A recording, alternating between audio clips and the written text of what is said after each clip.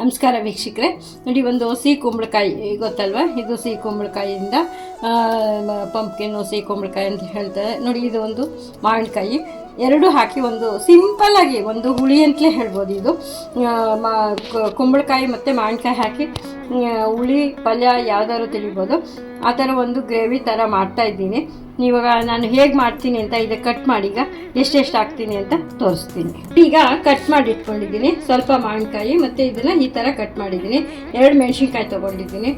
ಈಗ ಇದನ್ನು ಇದು ಒಂದು ಪಾತ್ರೆಯಲ್ಲಿ ಹಾಕಿ ಬೇಯಿಸ್ತೀನಿ. ನೀವು ಕುಕ್ಕರಲ್ಲಿ ಹಾಕಿ ಬೇಕಾದ್ರೆ ಒಂದು ವಿಸಿಲ್ ತೊಗೋಬೋದು. ನೋಡಿ, ಈಗ ಬೇಯೋಕ್ಕೆ ಹಾಕಿದ್ದೀನಿ.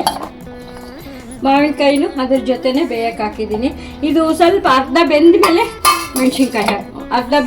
ಮೆಣಸಿನ್ಕಾಯಿ ಹಾಕ್ತೀನಿ.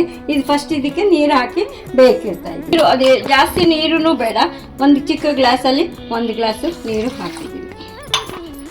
ಮಿಕ್ಸಿ ಜಾರ್ ತಗೊಂಡು ಚಿಲ್ಲಿ ಫ್ಲೇಕ್ಸ್ ಥರ ಮಿಕ್ಸಿ ಮಾಡಿ ಹಸಿದೆ ಒಂದು ಸುಮ್ಮನೆ ಮಿಕ್ಸಿ 1-2 ತರಿ ಮಾಡಿ ಇಟ್ಕೊತೀನಿ. ಇದನ್ನು ಯಾವಾಗ ಹಾಕ್ತೀನಿ ಅಂತ ನಾನು ಮಾಡುವಾಗ ತೋರಿಸ್ತೀನಿ. ಈ ಥರ ಅರ್ಧಂಬರ್ಧ ಫ್ಲೆಕ್ಸ್ ಥರ ಮಾಡಿ ಇಟ್ಕೊಂಡಿದ್ದೀನಿ.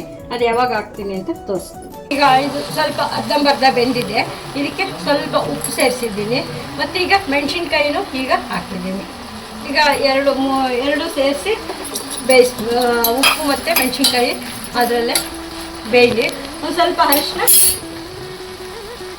ಅರಿಶಿನ ಸೇರಿಸಿದ್ದೀನಿ. ಇದಕ್ಕೆ ನೀರು ಬೇಕು ಅಂದರೆ ನೀರು ಸೇರಿಸ್ಕೋಬೋದು. ಆಮೇಲೆ ಈಗ ಬೇಯೋವಾಗ ಜಾಸ್ತಿ ನೀರು ಬೇಡ, ಅಷ್ಟೇ ಹಾಕಿ ಅರಿಶಿನ ಹಾಕಿ ಮತ್ತೆ ಬೇಯಕ್ಕೆ ಇಡ್ತಾ ಇದ್ದೀನಿ. ಈ ಥರ ಮ್ಯಾಶ್ ಆಗೋ ಥರನೇ ಬೇಯಿಸ್ಬೇಕು. ಇನ್ನೂ ಒಂಚೂರು ಬೇಯಲಿ, ಇನ್ನೊಂದು ಸ್ವಲ್ಪ ಫುಲ್ಲು ಮ್ಯಾಶ್ ಆಗಬೇಕು, ಆವಾಗಲೇ ಅದು ಟೇಸ್ಟ್ ಚೆನ್ನಾಗಿ ಬರೋದು. ಇನ್ನು ಸ್ವಲ್ಪ ಬೇಯಿಸ್ತೀನಿ. ಈ ಥರ ಆಗಿದೆ.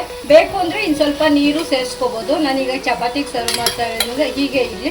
ಇದಕ್ಕೀಗ ಚಿಲ್ಲಿ ಫ್ಲೇಕ್ಸ್ ಮಾಡ್ಕೊಂಡಿದ್ವಲ್ಲ ಅದನ್ನು ಒಂದು ಸ್ವಲ್ಪ ಹಾಕ್ತಿದ್ದೀನಿ. ಖಾರ ನೋಡಿಕೊಂಡು ನಿಮಗೆ ಸ್ಟವ್ ಆಫ್ ಮಾಡಿ ಇರೋ ಬಿಸಿಗೆ ಸಾಕು ಹಾಕಿದ್ದೀನಿ.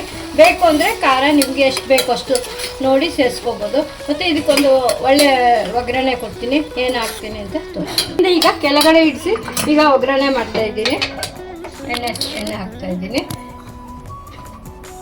ಸಾಸಿವೆ ಹಾಕಿದ್ದೀನಿ, ಸ್ವಲ್ಪ ಮೆಂತ್ಯ ನೋಡಿ, ಇಷ್ಟು ಮೆಂತ್ಯ ಹಾಕಿದ್ದೀನಿ. ಹಿಂಗು ಸೇರಿಸಿದ್ದೀನಿ, ಸೊಪ್ಪು, ಹಿಂಗೆ ಸಾಸಿವೆ ನೋಡಿ. ಮೆಂತ್ಯ ಚೆನ್ನಾಗಿ ಕೆಂಪು ಕಲರ್ ಆದಮೇಲೆ ನೋಡಿ ಅಷ್ಟೇ ಆಯಿತು. ಡಿಶ್ಶು ಇದು ಒಂದು ರೀತಿ ಕುಂಬಳಕಾಯಿ ಮತ್ತು ಮಾವಿನಕಾಯಿ ಉಪಯೋಗಿಸಿ ಮಾಡೋವಂಥ ಒಂದು ಡಿಶ್ಶು. ಬೇಕು ಅಂದರೆ ಸ್ವಲ್ಪ ನೀರು ಹಾಕ್ಕೋಬೋದು. ಅನ್ನ ಊಟ ಮಾಡೋರಿಗೆ ಸ್ವಲ್ಪ ನೀರು ಹಾಕ್ಕೋಬೋದು. ಈಗ ಚಪಾತಿ ರೊಟ್ಟಿ ಈ ಥರ ಹುಳಿ ಇಷ್ಟಪಡೋರಿಗೆ ತುಂಬ ಚೆನ್ನಾಗಿರುತ್ತೆ. ಬೇಕು ಅಂದರೆ ಒಂದು ಸ್ವಲ್ಪ ಬೆಲ್ಲನೂ ಸೇರಿಸ್ಕೋಬೋದು. ನಾನೀಗ ಬೆಲ್ಲ ಸೇರಿಸಿಲ್ಲ. ಹಾಗೆ ಈಗ ಮಾವಿನಕಾಯಿ ಮತ್ತು ಕುಂಬಳಕಾಯಿ ಹಾಕಿ ಮಾಡಿರೋಂಥ ಒಂದು ಡಿಶ್ ಇದು. ಈಗ ಮಾವಿನಕಾಯಿ ಸೀಸನ್ ಸ್ಟಾರ್ಟ್ ಆಗಿದೆ. ಈ ಥರ ಒಂದು ಮಾಡಿ ತಿಂದು ನೋಡಿ, ತುಂಬಾ ಟೇಸ್ಟಿಯಾಗಿ ಇರುತ್ತೆ.